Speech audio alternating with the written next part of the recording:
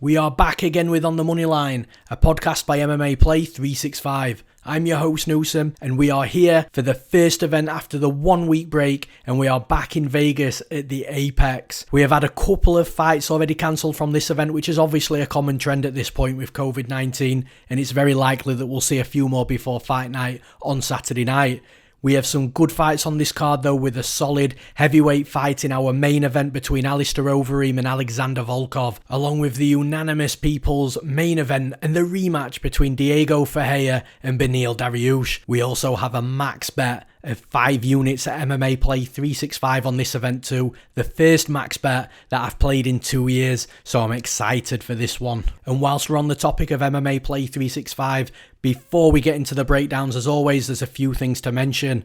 We haven't had a great start to the year, unfortunately. The form at the end of 2020 has dipped, but always keep in mind that this is a long-term game in regards to beating the bookie. There is always going to be a high variance when betting MMA. Last year started very similar to how this year has started, and we still ended up with profit at the end of 2020. Remember, we have multiple packages on the MMAPlay365 website for all the UFC betting advice you'll ever need. We also have various subscription lengths and options too. So to see our full service list, please go and visit MMAPlay365.com for more information or to sign up today. And let's break down some fights in the main event. We've got Alistair Overeem versus Alexandre Volkov in the UFC heavyweight division. Alexandre Volkov is currently the minus 190 favourite. The comeback on Overeem at plus 165 as the underdog. As for where the value is on the betting line, I do think the value sits with Volkov at minus 190. After looking into the fight, I did think that Volkov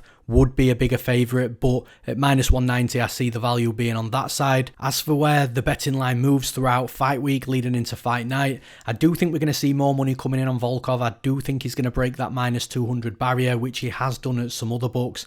I do think it'll go up to minus 220, minus 225.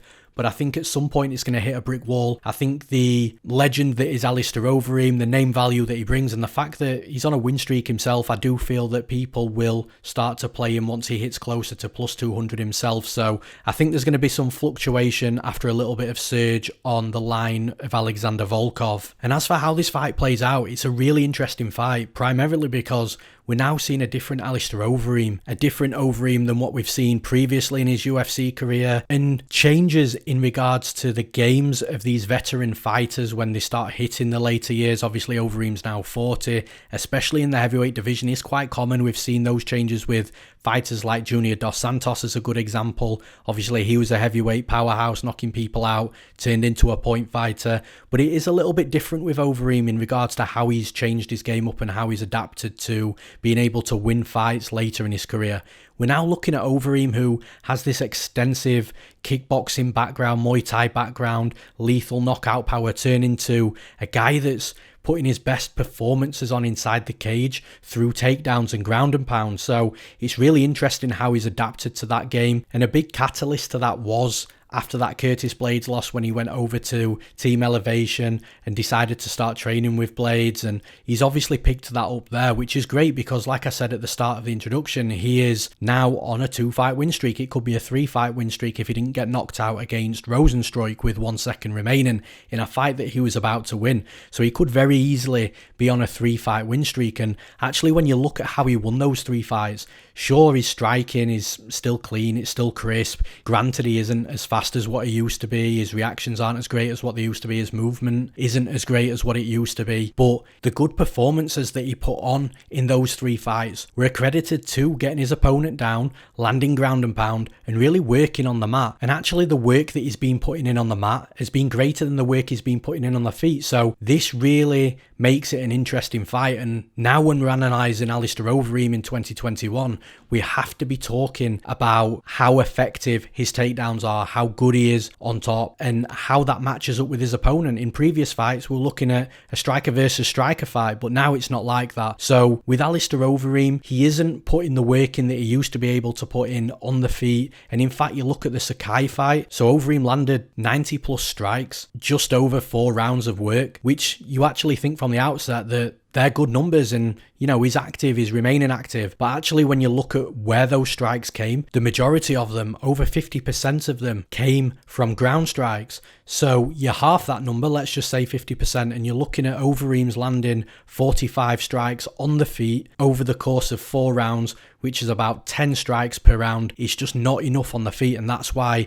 the ground game for Overeem, especially in this fight, is so crucial. And it's actually for that reason that I think Overeem is going to lose this fight, because I think from a volume perspective, while this fight is on the feet, I think that Volkov lands more volume, he's more active, he's more diverse with his attacks, with combinations straight down the barrel, uppercuts, kicks to the legs, kicks to the body. He should kick more to the head, by the way. I think that's a massive detriment to himself, not throwing more head kicks. But the bottom line is with Volkov, he's a very active fighter. He moves really well. His distance management is solid. And if he doesn't find a knockout, then he's fine winning a decision, and his cardio will hold up as well. So the bottom line for me, for Overeem to win this fight, it's got to be, can he take Volkov down, and can he hold Volkov down?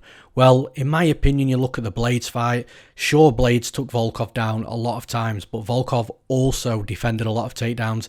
I don't think Overeem is going to have that sort of success in his takedowns. And if he does get Volkov down, Volkov's good at getting back up to his feet. He doesn't accept position and allow minutes on the clock to tick by, him losing rounds. He's not that type of fighter. And you look at when Verdum took Volkov down, and Verdum's one of the best topside grapplers that we've ever seen in the UFC, yet Volkov stayed safe and he was working back to his feet at times, and then he ended up getting the finish late on. I don't think that even if Overeem does take Volkov down, I don't think those takedowns will be consistent enough. I don't think the top control time will be long enough for Overeem to start stealing rounds. I think the fight's actually going to be won and lost due to what happens in the striking department, and Overeem could absolutely spark Volkov out in one punch. This is the heavyweight division. Even though Overeem is 40 years old, the last thing that disappears in these fighters is the power, so he could absolutely put Volkov out. But Volkov, I think, is the more technical striker. He does the better work. He's got the more volume. If he gets taken down, he's going to be able to get back up. He's also very difficult to take down as well. So if Overeem doesn't finish Volkov, I think Volkov's either going to work to a finish himself, or I think he's going to cruise throughout the fight, throughout the 5 rounds. Cardio will hold up, and I think he'll take a decision. So for those reasons, I'm picking Alexander Volkov to win this fight. And in the next fight, we've got Cory Sandhagen versus Frankie Edgar. Cory Sandhagen is currently the minus 440 favourite. The comeback on Edgar at plus 350 as the underdog. As for where the value is on the money line, I do think the value sits with the underdog in Frankie Edgar, if I'm being honest. I'm not saying he's going to win, but at plus 350, I do think it's a little wide. I expected Cory Sandhagen to be about minus 275, minus 300. So at minus 440, I do think that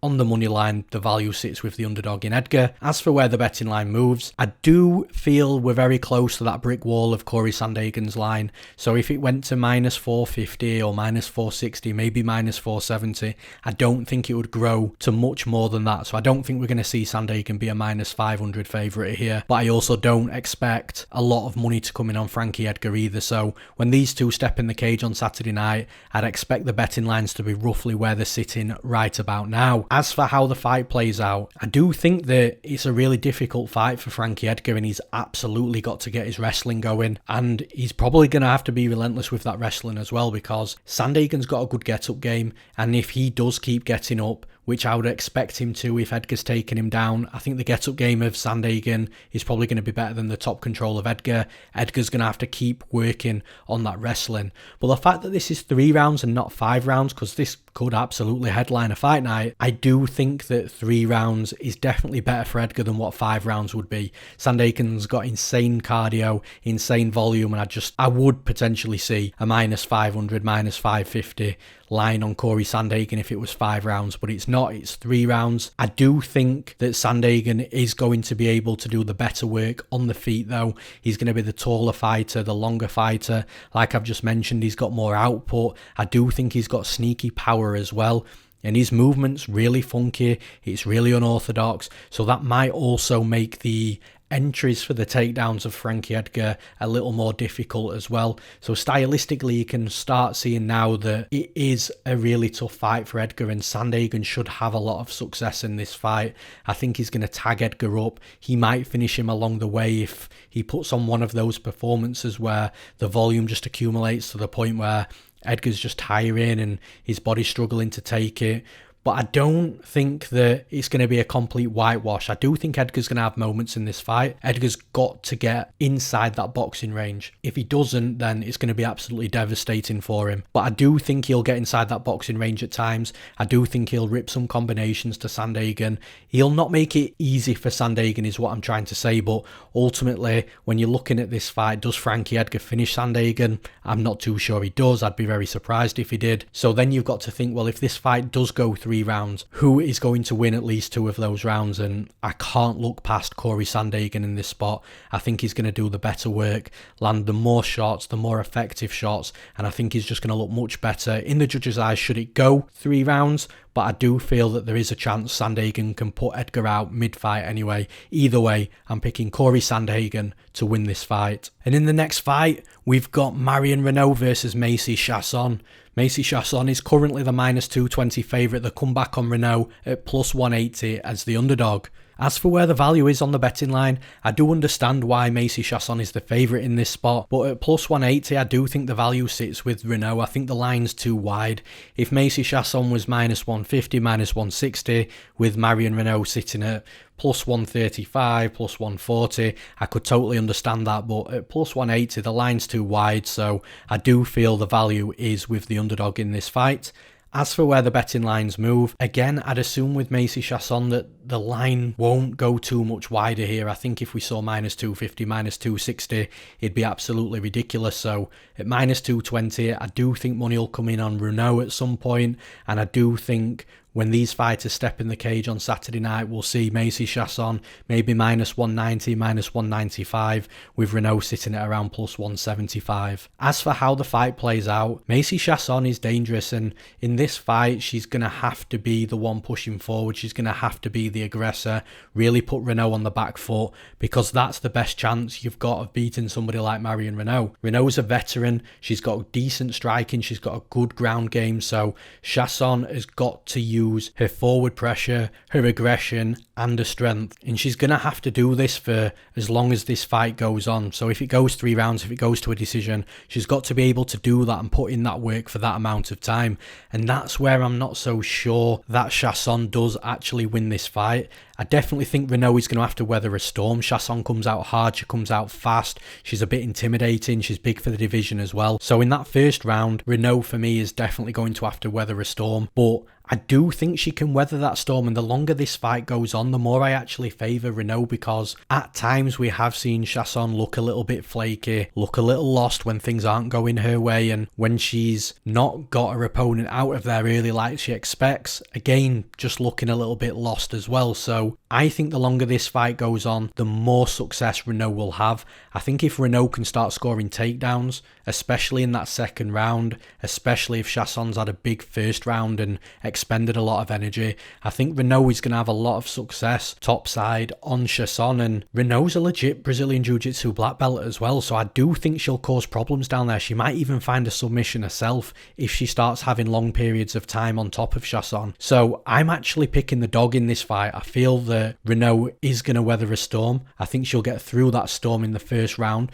and then I think she'll start to take over the fight from the second round, maybe midway, take the third round, and ultimately do enough work over those final 2 rounds to either get a decision or a finish along the way. So I'm picking Marion Reneau to win this fight. And in the next fight, we've got the people's main event. We've got Diego Ferreira versus Beneil Dariush. Diego Ferreira is currently the -125 favourite. The comeback on Dariush at +105 as the underdog. As for where the value is on this betting line, I do think the value sits with the underdog in Dariush at plus money. I think the form that Dariush is on, it's hard to say there's no value with that plus symbol next to his number on the betting line. So at plus money, I think Dariush has got the value on him. And as for where the betting lines move throughout fight week, I think we're going to see a lot of fluctuation here. I think with that plus money, people will be betting Dariush. It might even bring it back down to a pick'em. And then at that point, again, I think we see the trend of Ferreira bets coming in. That'll push Ferreira back out to -120, -125.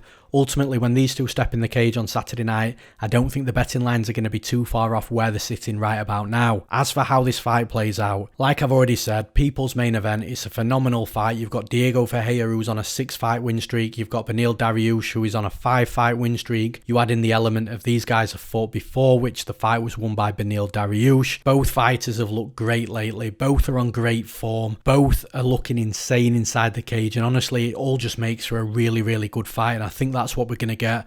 I think we're going to see a true mixed martial arts fight. I think we're going to see striking. I think we're going to see grappling. I think we're going to see takedowns. I think we're going to see clinch work. I think we're going to see fighters dropped. I think we're going to see fighters hurt.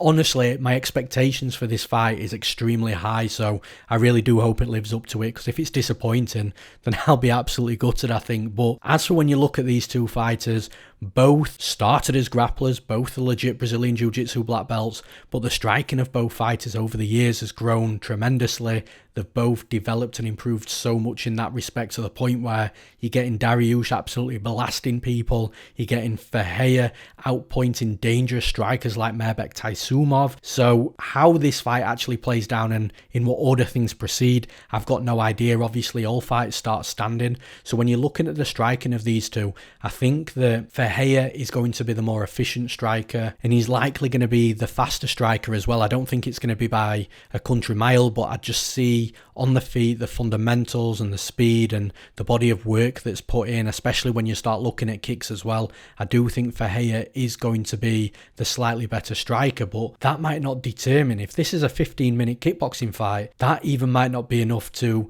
make Ferreira clearly pull away on the scorecards. It's still going to be a close fight, because when you look at the striking of Beneil Dariush, that's so efficient, and he's developed and worked so closely with Master Rafael Cordeiro for years, so you can really understand the lengths of development that has come in the striking of Beneil Dariush. So I think Dariush is dangerous. You look back on tape proves it as well. You look at the knockouts of Drakkar Klose, you look at the knockout of Scott Holtzman, just absolutely lethal with his hands. Then you look at the wrestling. I think the wrestling is probably the greyest area of both fighters. Both fighters are capable of getting fights to the mat, but they're not traditional wrestling styles. So you don't see a blast double leg, or you don't see a single leg and chain wrestling against the cage. It's more body locks, trips, and get on top that way. But then when you look at them on the mat, they're both just phenomenal grapplers, and I actually think it's whoever spends more time on top is more likely to win this fight. I do think, even though I've said the striking efficiency goes to Diego Ferreira, I do think the better work in this fight is probably going to be done on the mat, should the takedowns happen.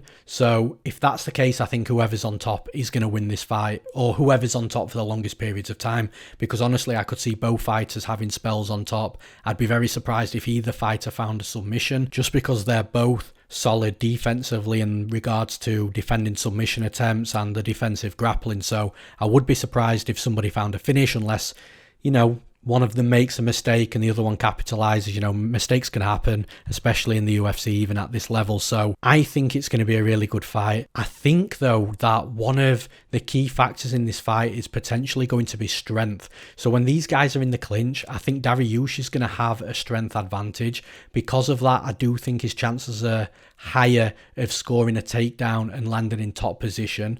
And I do think if Dariush gets in top position, Ferreira's going to be a nightmare, but I do think that Dariush is going to be able to handle him down there. He's well versed, like I said, a legit black belt. They both are. So for that reason, and the reasoning that I've stated in regards to, I think the winner of this fight is who spends more time on top, or who spends more time in the dominant clinch positions against the cage. I think those are checked off by Dariush in this fight. As I've mentioned numerous times already, I think a lot of elements in this fight are going to be really close. I think it's going to be really difficult for the judges to be scoring round by round. I also think there's a good chance either of them could blast the other one out the water on the feet with a big punch that knocks them down, knocks them out, or leads to the finish. But I feel that if this fight is closely contested, which I think it will be, I think the edge does sit with Dariush in regards to that strength, the time against the cage in dominant positions, and then the takedowns and top control as well. I just feel that there's a slight edge there to Dariush, and that will potentially be the difference between winning this fight and losing this fight. And for those reasons, I'm picking Beneil Dariush to win this fight. And in the next fight, we've got Alexandre Pantoja versus the long-awaited debut of Manel Kape. Pantoja is currently the -145 favourite to come back on Kape at +125 as the underdog. As for where the value is on this betting line, I do think the value sits with Pantoja. I think that he's got a good stylistic matchup here. It's going to be a difficult fight against Kape. He's aggressive, he's dangerous. I'll talk more about that later, but stylistically, if Pantoja chooses the right game plan, then -145 holds value. As for where the betting lines move, I do think we're going to see fluctuation. I'm not sure how high Pantoja will go before people just start betting Kape because that value will be too much. I think Pantoja might go to -150, -155, but at that point we'll start seeing some bets coming in on Kape at plus money. As for how this fight plays out though, like I said, stylistically, I think that Pantoja, as long as he adopts the right game plan in this fight, has a good fight ahead of him here. It's not going to be easy though, like I've already mentioned in the introduction to this fight. Kape is dangerous, he hits hard, and that is a worry as well. But let's talk about why stylistically Pantoja looks to be in a favourable matchup here, and it's because of the grappling. Manel Kape is a striker. We have seen him taken down in his previous fights. He does get back up to his feet, especially early on, but the more you take him down, the more it wears on him, and the less likely he is going to stand back up if you've taken him down 3 or 4 times already. So Pantoja is a legit Brazilian Jiu-Jitsu black belt. I think if he gets Kape down, he's going to have his way with him. He'll probably submit him. If he doesn't submit him, he'll ride out on top, really go to work, win minutes on the clock, win the rounds and win that way. But the reason why it might sound to those who are listening that I have a few doubts in regards to that game plan is because Pantoja's striking, his Muay Thai is also good. He likes to get into brawls. He's got power in his hands. He's efficient with his striking.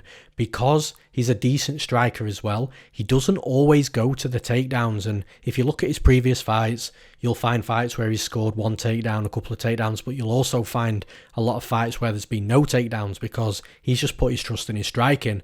Now that's really dangerous in this fight because if he puts his trust in his striking, I don't think he's going to get blown out the water by Manel Kape, but I definitely feel that Manel Kape is quicker, more explosive, and hits harder. So if Pantoja's getting into the brawls he was getting in with Matt Schnell, for example, I think Manel Kape's going to absolutely floor him. And if Kape does knock Pantoja out, then it's obviously going to be too late for Pantoja to make adjustments and go to his wrestling. So it's all about what game plan Pantoja's got. The easy path to victory for me is use his wrestling or just clinch up with him, push him against the cage and look to trip him on the mat or hop onto his back. That's one thing I've noticed with Kape. If he is taken down or if he is put down on one knee, he normally does show his back to try and stand up against the cage. Really bad thing to do against Pantoja. So if Pantoja comes in with that game plan, Pantoja's going to look like a -250, -300 fighter, but the reason why the lines are so close is because Pantoja's got good striking, that he does rely on himself as well, and that could get him into trouble in this fight. So if Pantoja comes into this fight, goes toe-to-toe with Kape and gets knocked out, I'm not going to be shocked, but the path to victory is definitely there for Pantoja, and the path to victory is that clear and that clean that I can't really pick against him here. So I'm picking Alexandre Pantoja to win this fight. And in the next fight, we've got Cody Stamann versus Andre Ewell. Stamann is currently the -320 favourite to come back on Ewell at +260 as the underdog. As for where the value is on the money line, from a pure money line perspective, it's really hard to say that the value's on Cody Stamann with Andre Ewell, a decent fighter himself, sitting at +260. So I do think that the value is slightly with the underdog in this fight. Again, I'm not saying that Ewell's going to win, but from a pure money line perspective, to me, that's where the value is. As for where the betting lines move, I think that Cody Stamann, and I've said this a couple of times on this podcast already, he's only going to get so wide as a favourite. He's going to hit that brick wall. That brick wall might be -330, maybe even -350, but at some point, the Andre Ewell money is going to come in if Cody Stamann's line gets too wide. Ultimately, when they get in the cage on Saturday night, I don't think it's going to be too far off from where they're sitting right about now. But as for how this fight plays out, it's going to sound like I'm repeating myself from the last fight I just broke down with Pantoja, but it all depends on the game plan of Stamann. Stamann's a legit wrestler. He's got good takedowns, good entries. He's got cardio for days, so he can be shooting those takedowns all day, which actually suits him because his topside grappling isn't that heavy, so fighters can normally stand up if they are taken down by Stamann. But the fact that he can put a shift in and put 6, 7, 8 takedowns if he needs to into a fight really does benefit him in most fights because he's got the ability to turn relentless. However, Stamann has also got decent boxing, decent striking, like I've just said with Pantoja. So his boxing is clean, it's crisp, and he's a quick striker. He's got good movement in and out of range. So he can sometimes neglect that wrestling and the takedowns. And in some fights, it doesn't matter. But in this fight, I do think it matters because although Ewell isn't much taller than him, he's a couple of inches taller, but he's going to have a huge reach and leg reach advantage over Stamann, to the point where Stamann is absolutely going to have to get into boxing range, work to get into that boxing range to even land on Ewell. So if Stamann goes toe-to-toe with Ewell, I think that Ewell is going to make this fight really close. And I'm not saying if it's a 15-minute kickboxing fight that Ewell wins, but just the betting lines at minus 320 to plus 260, if this is a 15-minute kickboxing fight, those lines will not be reflected on how this fight actually plays out. However, if Stamann goes back to his wrestling in this fight, I do think that takedowns are definitely going to be available to him. I definitely think he'll be able to take Ewell down. I'm not sure if he'll be able to keep Ewell down. He might for 30 seconds, 60 seconds, maybe 90 seconds, but I do think Ewell will be able to find his way back up to his feet. But it won't matter because Cody Stamann will go back to the wrestling. He'll turn relentless and his cardio will hold up doing so. So if the wrestling game plan is in play here, then the betting line will absolutely be reflected, and I do think it'll be a straightforward, comfortable fight for Stamann. But I'm just not convinced that Stamann is going to have that wrestling game plan. I do think he's going to want to try and box Ewell. I think he's going to get hit hard with straight shots from Ewell. I think Ewell's got good volume. He's got decent combinations. He fires like a sniper down the barrel. So I think Ewell's going to have his moments in this fight for sure. However, I do think that Stamann is going to win this fight. Even if he just boxes, it's going to be close, but I still think that he'll edge Ewell out over 3 rounds. And then, like I say, there's always the chance that Stamann comes in and wrestles Ewell to death and gets multiple takedowns and wins comfortably. So for those reasons, I'm picking Cody Stamann to win this fight. And in the next fight, we've got Molly McCann versus Lara Procopio. McCann is currently the minus 160 favourite to come back on Procopio at plus 140 as the underdog. As for where the value is on this betting line, I do think there's minimal value in Molly McCann at minus 160, but I also think that the betting line is quite fair and quite accurate as well, so that's why I'm saying there's minimal value. As for where the betting lines move, I think that we're going to see some fluctuation throughout fight week here. I think we're going to see the current trend of Procopio money coming in. Maybe Molly McCann goes down to minus 150, maybe minus 145, but I do think that at some point Molly McCann will come back up to the line where she's at right about now, around minus 160, and I think that's where she's going to enter the cage at on Saturday night. As for how this fight plays out, I think that there's a clear path to victory for Procopio in this fight, but she's got to be able to get McCann down, she's got to get McCann on her back, and she's got to be able to keep her there, which is absolutely possible, but I do think that she has trouble taking fighters down, getting the fight into her world. She's not very fluid in regards to closing the distance with strikes, getting a hold of her opponent, being patient, getting the underhooks, getting trips, or looking for a single leg or a double leg, which actually doesn't look to be her type of wrestling and takedown style anyway. So if she can't get McCann down, or if she's made to work too hard to get McCann down, then I think McCann's going to be able to do better work on the feet. I think her boxing's better, her overall striking's better, and for me, I do think that the best work in this fight is going to be done in the striking department, on the feet, and by Molly McCann, and that's why I feel that McCann is rightfully the favourite at around that minus 160 line. The real worry though is if Procopio does come in much improved, much more relentless, and looks to tire McCann out in the clinch before even looking for takedowns. That'll then make the takedowns come easier the longer the fight goes on. And if Procopio does get on top of McCann, I'm not sure McCann's going to have much of an answer in regards to getting back up to her feet or even attacking off her back with submissions. If the fight is won and lost on the mat, then I do feel it's going to be Procopio that wins this fight. But like I said, I think the effective striking is going to be the key factor in this fight. For that reason, I'm picking Molly McCann to win this fight. And in the next fight, we've got Mike Rodriguez versus Danilo Marques. Mike Rodriguez is currently the minus 235 favourite to come back on Marques at plus 195 as the underdog. As for where the value is on the money line, it feels like I've said this a lot on this episode of the podcast, but I feel that the value on the money line is actually with the underdog. And again, I'm not saying that Marques is going to win. It's just one of those fights where I think one guy's going to win, but the line is too wide and therefore making the value on the opponent present. So I think the value is on the underdog in Danilo Marques. As for where the betting lines move, again, I think it's only a matter of time before money starts coming in on Marques and it closes this line up a little bit. But I think if Mike Rodriguez gets down to minus 200, I think we're going to see a surge of money coming in on him. And I think roughly where we're sitting right about now is where they're going to enter the cage on Saturday night. As for how the fight plays out, although the value's on Marques, I do think that Mike Rodriguez is live for a big win in this fight. It's just with Mike Rodriguez, he's had problems in the past in previous fights with a style that Marques can bring to the table if he chooses to. When you look at Marquez's UFC debut, he was able to get takedowns, he had dominant positions in regards to the grappling, taking the back of Ibragimov, so that's where Mike Rodriguez has struggled in the past, when fighters can take him down, when he can't get back up, and when his opponent gets a dominant position on top of him, he finds it very hard at that point to escape and get back up to his feet. So Marques does bring a style to this fight that traditionally and historically Rodriguez has struggled with in the past. But I think one of the reasons that led Marques to have that sort of success in his UFC debut was the fact that Ibragimov was quite reserved. He was a little bit lackadaisical and allowed that forward pressure. He also threw a lot of wild kicks that allowed Marques to get inside and get Ibragimov down to the mat. And I don't think Rodriguez is going to have that sort of slow reserve style here. Rodriguez is an aggressive striker. He's got power in his hands. He's got really fast and hard kicks as well, especially to the head, which obviously head kicks are much harder to catch. You don't catch a head kick and get takedowns. So I think the power and the accuracy of Rodriguez is going to cause Marques difficulties closing the distance and trying to get him down to the mat, and that's ultimately going to allow for a stylistically favourable matchup for Mike Rodriguez, because if he's cracking Marques, it's going to cause hesitancy in Marques coming forward and closing the distance, which is essentially what he needs to get the takedowns.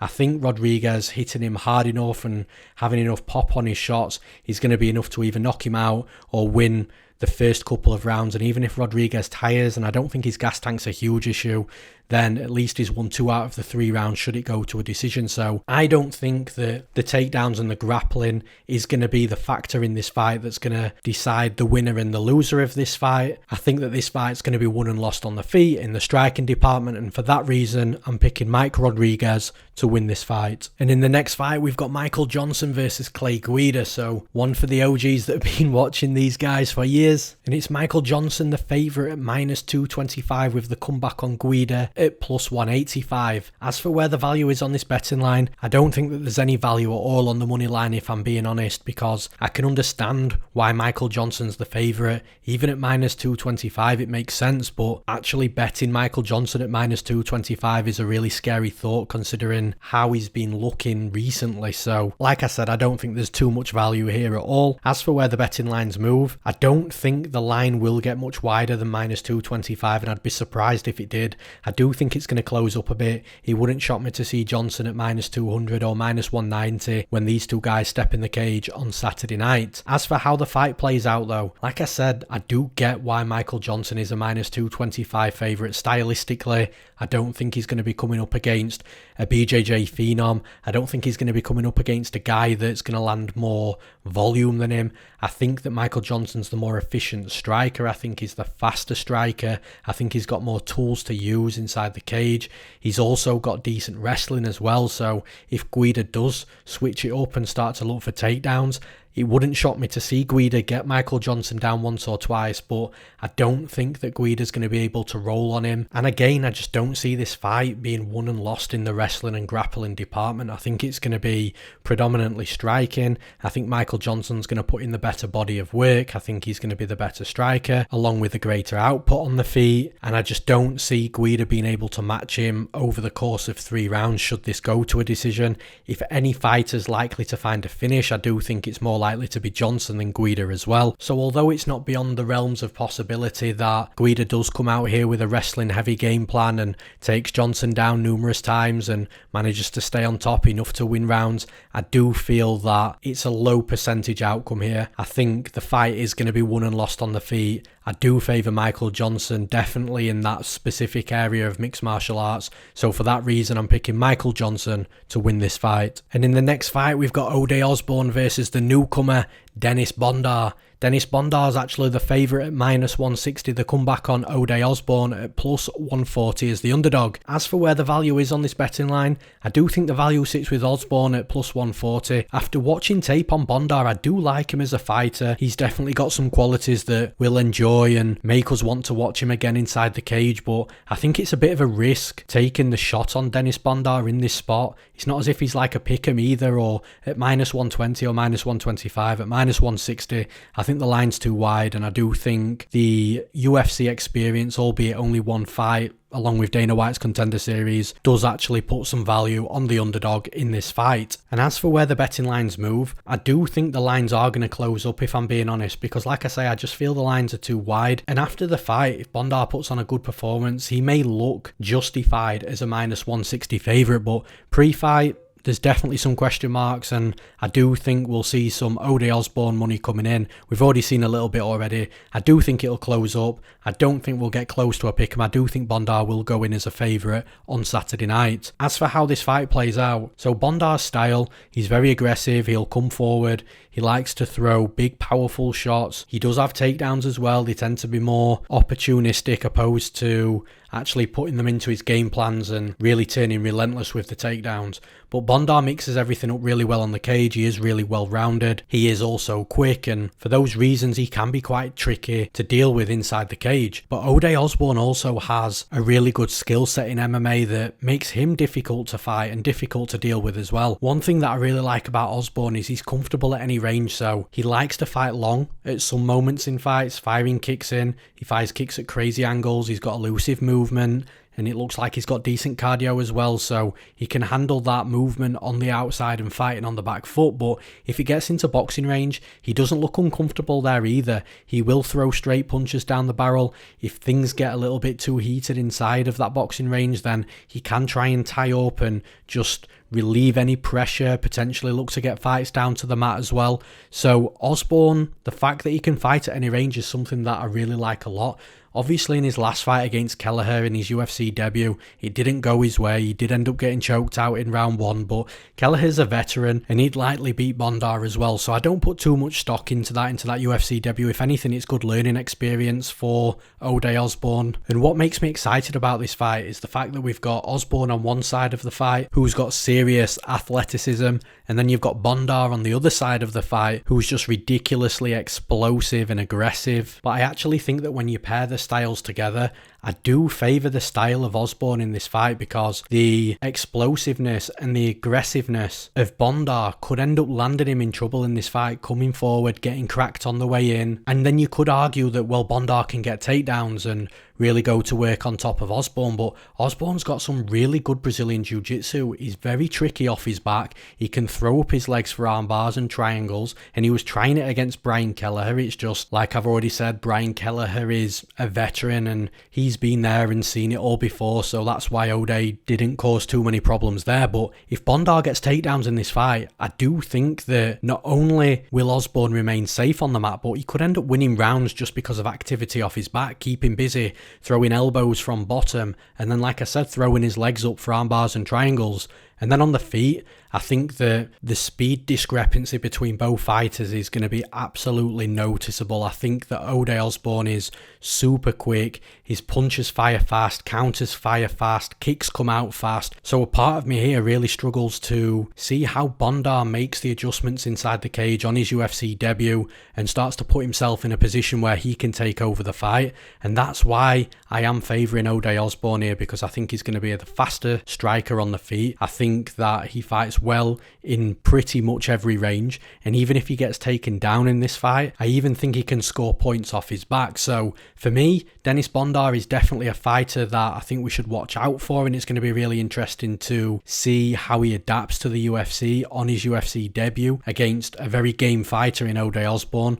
But in this particular spot, in this particular fight, I'm picking Ode Osbourne to win this fight. And in the next fight, we've got Karol Rosa versus Jocelyn Edwards. Karol Rosa is currently the -230 favourite. The comeback on Edwards at +190 as the underdog. As for where the value is in this fight, I do think the value sits with the underdog in Jocelyn Edwards at +190. I do understand that Edwards is taking this fight on short notice, but she's not coming in off the couch. She's coming in off a win just a couple of weeks ago on a UFC debut, so she's going to be in shape, she's going to be ready, and I just don't understand what Karol Rosa's done to be a -230 favourite, if I'm being honest. And as for where the betting lines move, it seems like a lot of people really love Karol Rosa. That's where the trend is right now, the money coming in on her, and it wouldn't shock me to see that continue. So if Rosa goes to -240 or -250, then it wouldn't be a surprise, and ultimately I do feel that that's where she will enter the cage at on Saturday night. And as for how this fight plays out, I've actually got a lot of questions with Karol Rosa, and I think in this fight it will tell us a lot about where exactly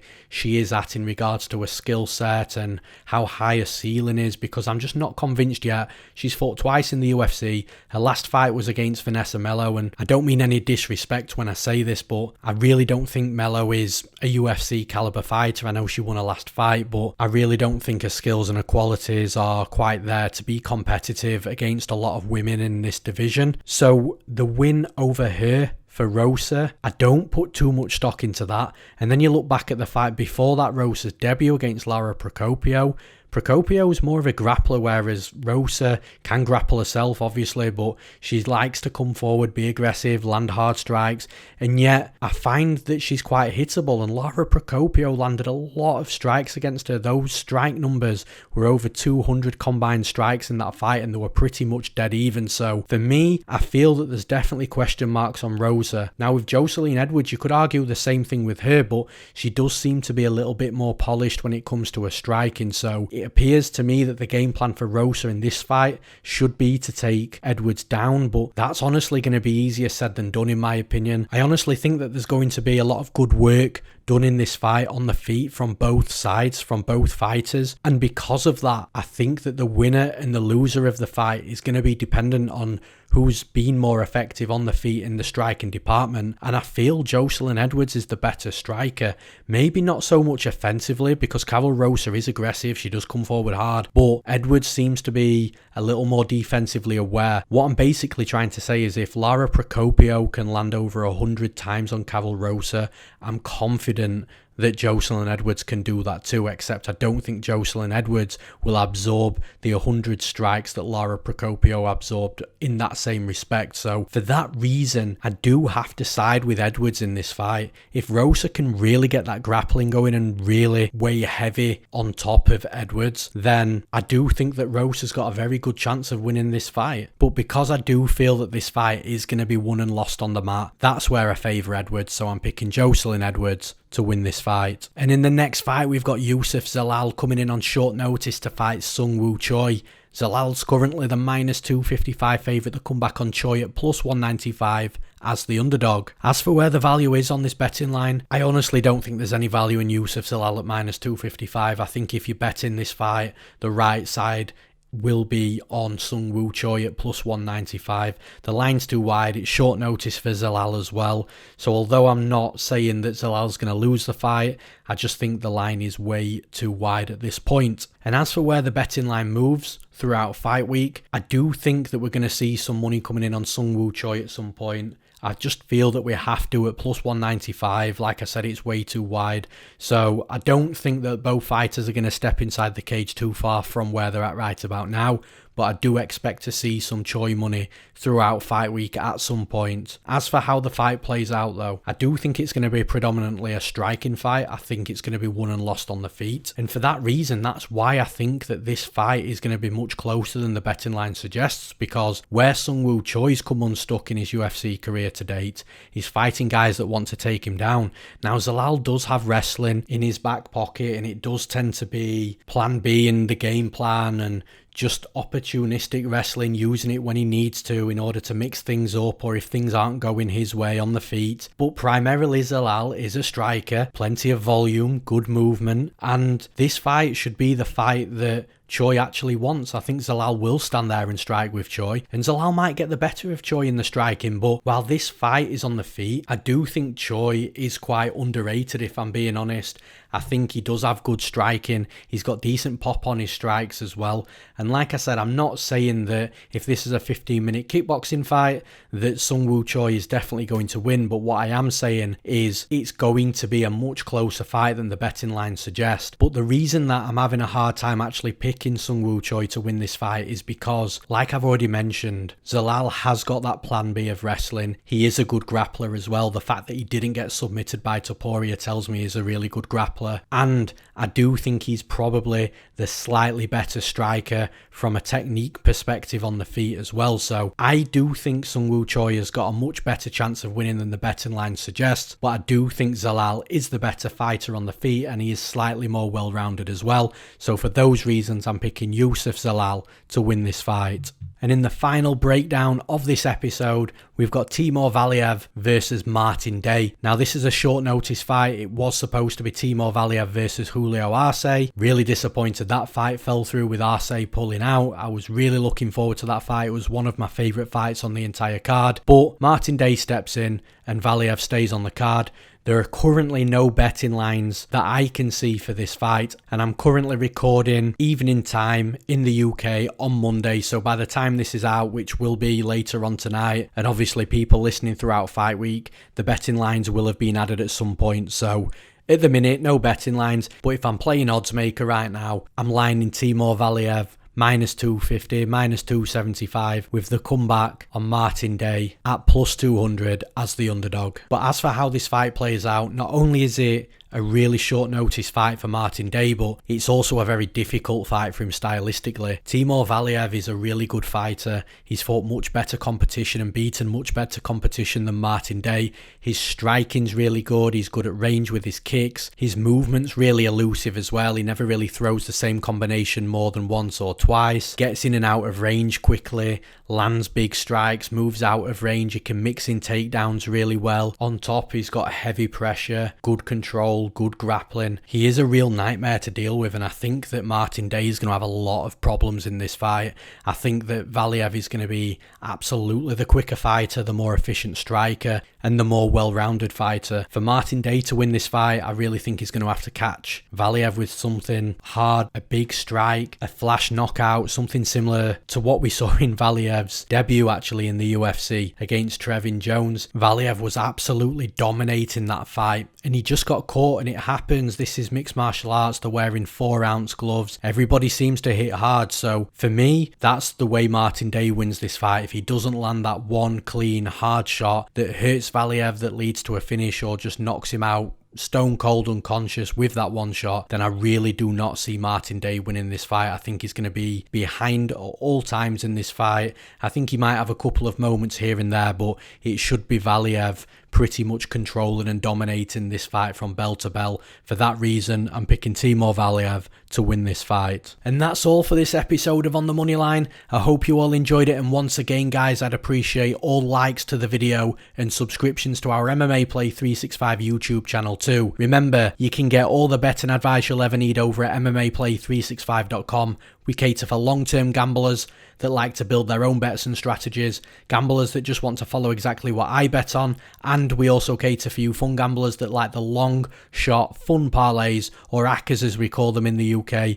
Even if you only want our best value underdog for the event, which is free by the way, we have plenty of different packages and subscription options for you guys to choose from, and they're all at very affordable prices too. Just hop onto MMAPlay365.com and see what's best for you. Thank you all for listening, and we'll see you at the next event.